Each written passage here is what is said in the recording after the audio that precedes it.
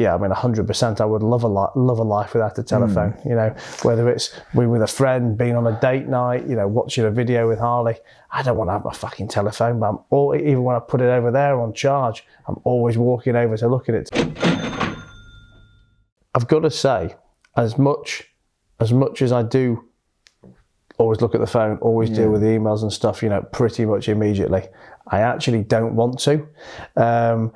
You know, when we were up Killy, and you know that first few hours was horrendous for me, you know, not being able to have access to the telephone, you know, feeling completely out of touch. But as the hours and the days went on, it was actually lovely, because like a massive part of my day is always pulling my phone out, looking at it, you know, like what messages have come through, what emails have come through. But when we're up there, I never even bother pulling it out to look at, because I know there weren't going to be any messages because there's no signal. And listen, if I had a choice, that is a position I want. You know, and yeah, you know,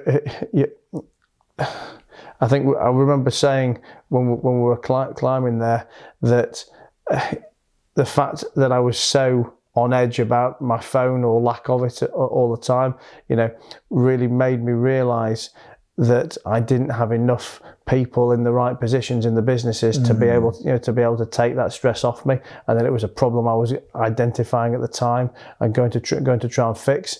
And you know, that view hasn't changed. It's just been incredibly difficult, I guess, over the last year or so to find the right people to fill those positions. But yeah, I mean, 100%, I would love a life without a telephone. You know, whether it's we with a friend, being on a date night, you know, watching a video with Harley. I don't want to have my fucking telephone, but even when I put it over there on charge, I'm always walking over to look at it to worry. You know what, bro? I think it's just an old habit. It's just an old habit. And how you know, let's look at addicts, right? Because in a way it's an addiction. Addicts, how you stop addicts from taking a drug is you can't tell them to stop and how important it is. You've got to replace it with something else, whether that's faith, religion, a good, you know, knitting class or whatever, a community. It has to be replaced with something else. So here's an idea. Every time you have an urge to pick up your phone, say, now that I've had this thought, I'm going to wait 5 minutes. Now imagine if you just built that up. Let's say over 30 days or 60 days, you had conditioned yourself to every time you get a buzz, whatever, you're just going to wait 5 minutes. What are you conditioning yourself to do? Wait 5 minutes? No, it's way bigger than that. You're conditioning yourself to not react. And eventually you'll just start realizing, actually, I can wait. And that's the first start. Rather than saying, oh, not touch it for 8 hours or climb another mountain.